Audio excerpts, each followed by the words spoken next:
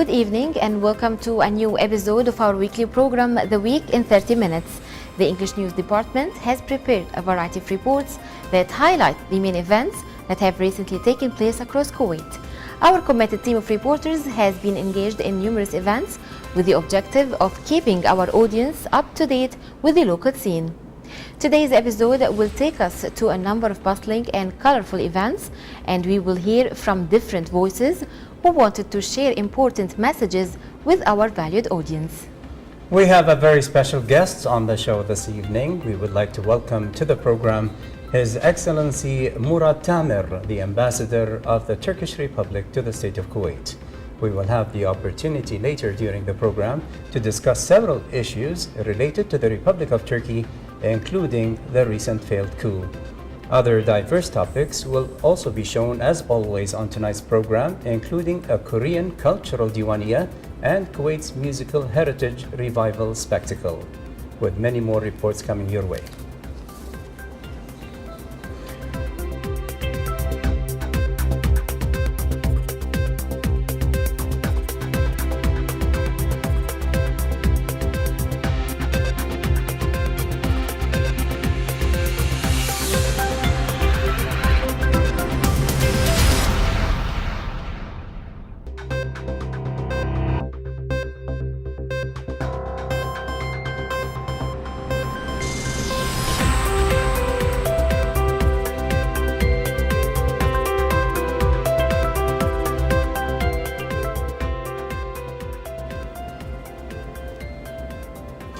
Welcome back to the program. We would like to begin the program, as we mentioned earlier, by welcoming to our program our special guest this evening, His Excellency Ambassador Tamer, Murat Tamer, the Ambassador of the Republic of Turkey to the State of Kuwait.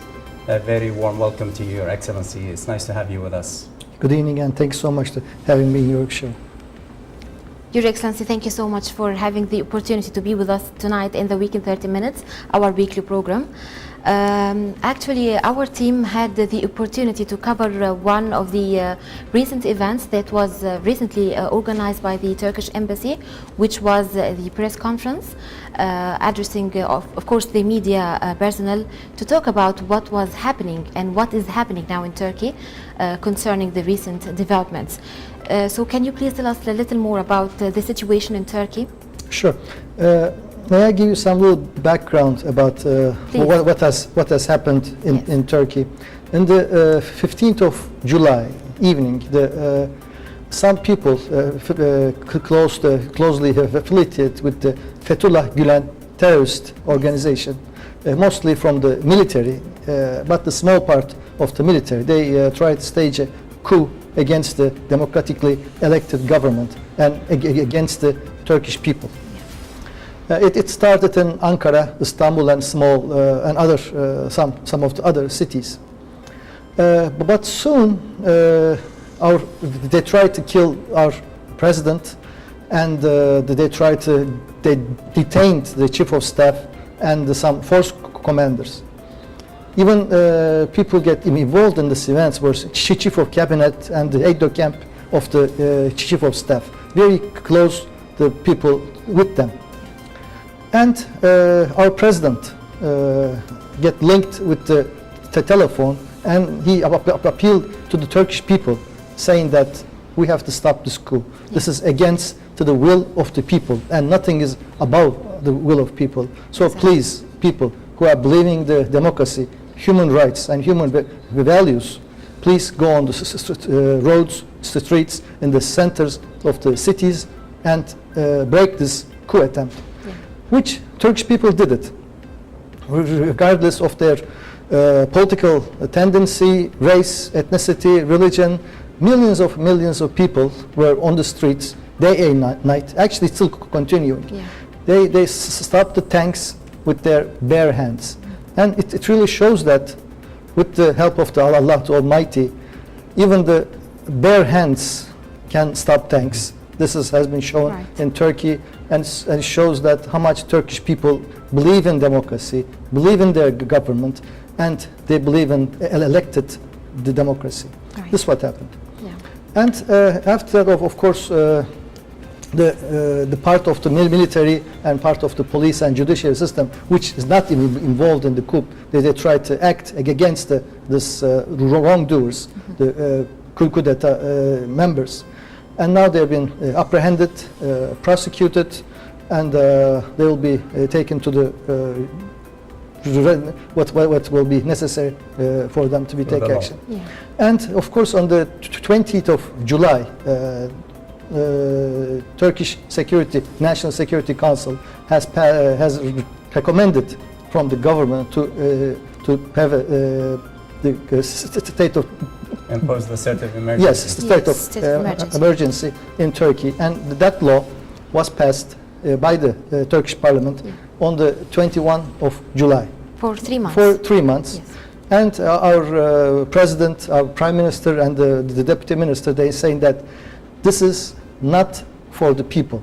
Nothing will change for the people's daily life, daily action, the banking system. People are, I mean, if you have a state of emergency in that country, people will stay home usually, but Yeah, in Turkey, right. everybody's outside, everybody's celebrating.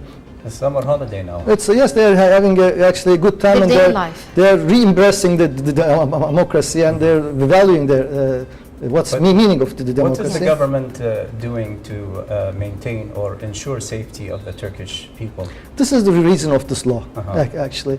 I can tell Turkey is now safer than before because we're not living in the normal times. And we have apprehended more than about 10,000 people. And about 6,000 military people, about 2,700 judges and prosecutors apprehended. And they will be in the courts, and if they are found guilty, they will put on trial. If they find guilty, they will be put on jail. But of course, we are not living in the normal times, and of course, this state of emergency is within the Turkish Constitution, Article 120 of Turkish Constitution, and also within the accordance of the European Convention of Human Rights, which many European countries, namely France and Germany, yeah. sorry, France and Belgium and Germany recently, Munich, they practice this law in order to pass or overcome this. I can call it a national disaster created by this Fethullah Gülen terrorist organization. It's a very difficult And situation. it is. I mean, imagine the planes, the tanks, the helicopters. They bought by the taxes of the Turkish people. They are bombing Turkish people. I mean, they are parliament buildings, yes, right? they're giving to them in order to protect the country, not to bomb the house of the people. Right. This is, I cannot call them soldiers. I mean, because being a soldier, it's a very holy thing in Turkey. We call them, it is the way of the Prophet. May Allah blessing on his family. But it is the way. This is the sacred uniform that the people wearing that sacred uniform, the pretendants. Exactly. I cannot call them soldiers. No. Exactly. Excellency, commenting on the recent political developments in Turkey, the Turkish embassy in Kuwait organized a press conference with the attendance and participation of the media, who had their questions and inquiries concerning the coup attempt. Yes. The press conference was addressed by you, Your Excellency, the Ambassador of Turkey to Kuwait, and as well as Omar Al-Tahan, the representative of the Turkish Airlines, to tackle the current situation in the country. Let's review this report together. The Embassy of Turkey in Kuwait organized a press conference concerning the recent political developments in their country.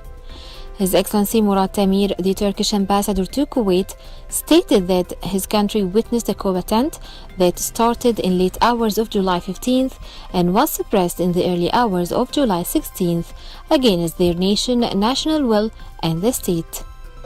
The main aim of the press conference was to give general information about Kuwaiti public opinion regarding what happened on the 15th of July and the following days in Turkey, which is failed coup attempt by the certain parts of the military.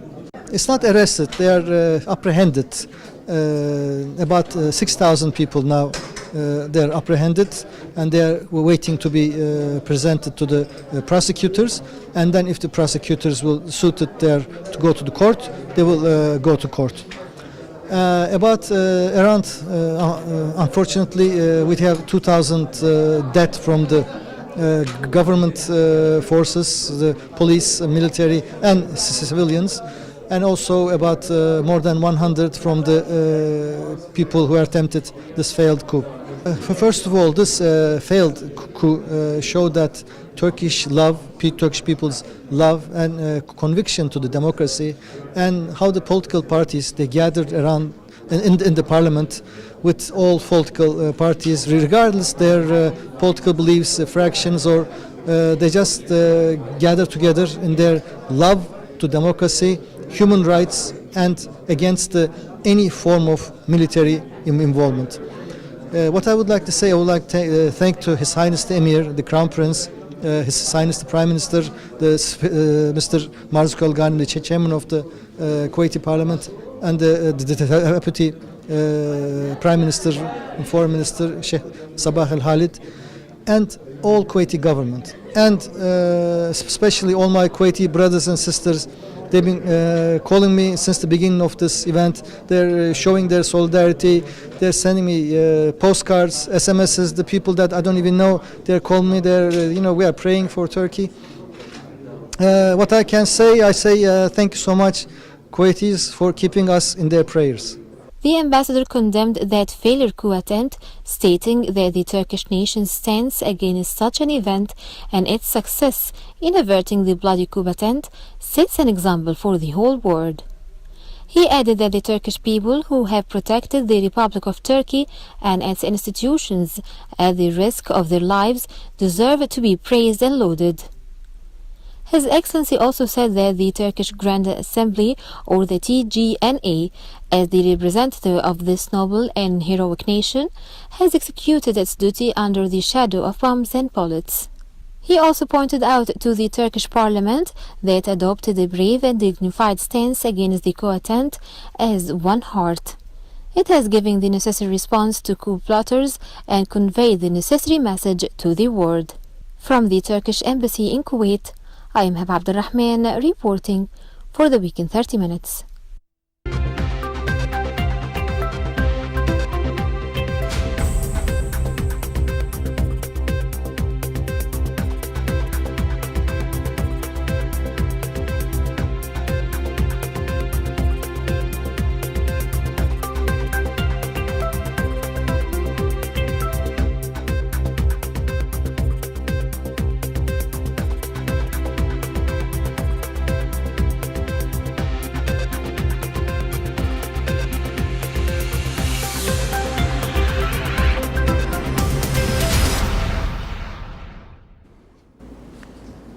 Welcome back to the program. Again, our special guest this evening, His Excellency Murat Tamer, the Ambassador of the Turkish Republic in Kuwait. Excellency, the social media has been using quite a few words such as apprehend, arrest, detain, and sentence. How are these issues dealt with by the Turkish government? Well, thanks so much for giving me this opportunity. You know, there are legal terms, and sometimes they say there's 6,000 people, 10,000 people arrested in Turkey. It's not correct. Anybody has any affiliation with the legal, they know that you detain people, then if you find it's guilty that they should not be run away, you get them arrested, and then you put them to the trial, and if they are sentenced, they become sentenced and put them in jail. So this, I'm talking about 10,000, 12,000 people.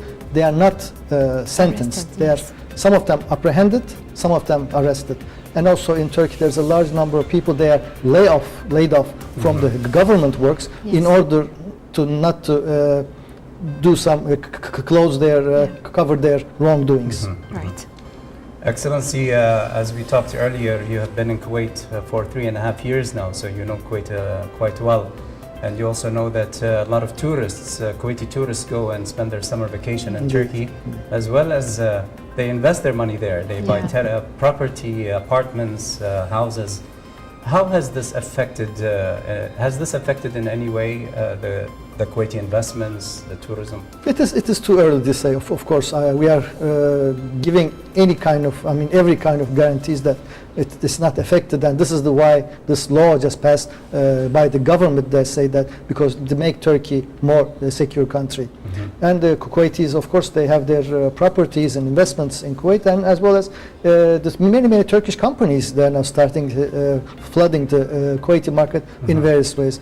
Turkey, the Kuwait is not just a regional friend for us, it's our partner.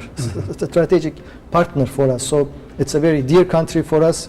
We look Kuwait in a very close way, and it's not just one-way street, it's both ways. Kuwaiti Exactly. greet us with their open arms, and their Turkish brothers and sisters, and now neighbors and friends. They are waiting for our Kuwaitis to come back to their homes. Yes. Nice. So I don't think the investments should be affected, and our government gave the guarantees that the business is as usual. In fact, since last Monday, all the banks and the restaurants and the shops and everything, and all government institutions, they are serving to the people and tourists and our guests in just a way they used to 1 week before. So there is no change in Turkey. This, as I said, our government say that this law, this state of emergency law, it is for the government itself, Yes. not for the people or our guests, to do the things faster, finish it. So let's get back the country to normal as soon as possible, because the more it lingers, more become the people's daily life going to be miserable. So this is what we want to do, make the things faster and within the rule of law, of course. Right. Your Excellency, concerning the recent situation in Turkey, I'm asking you if you would like to deliver a message or to share with us any thoughts, if you have a message to the Kuwaiti leadership, to the Kuwaiti people, if you would like to use our program to deliver this message. Thank you so much. I've been saying this, that we have a saying in Turkey that the good friends shine your dark nights. And some European countries, they waited to the last minutes of this failed coup. Exactly. But Kuwait, no. From the first minutes that it was on the media, His Highness the Emir, His Highness the Crown Prince and the Prime Minister and the Foreign Ministry and all the Kuwaitis, they sent staunch support messages to our President, our Prime Minister and their counterparts, saying that they support democratically elected government, and furthermore say that if you need anything, Turkey, we are here for you. This is, what can I say, it says everything here. And also I just would like to thank my Kuwaiti friends, brothers and sisters, and the people that I don't know, that they've been sending me messages, telephone calls, saying that, we love Turkey, we love President, we are for Turkey. It is, sometimes it puts tears in my eyes that how much love that Kuwait has for Turkey, same that we have for the Kuwait. God bless Turkey and God bless Kuwait. Thank you so much. Well, we wish you peace, prosperity, and a very good future for as you said, our brothers and sisters back in Turkey. Just keep us in your prayers. We'll overcome everything. Absolutely. Absolutely. Thank you, Mr. Ambassador, for having the opportunity to be with us tonight in the Week in 30 Minutes. And we would like to have you again soon, inshallah. Inshallah. Inshallah. Thank you so much. Thank you. Dear viewers, stay tuned with us as the second part of your weekly program, The Week in 30 Minutes, is about to start.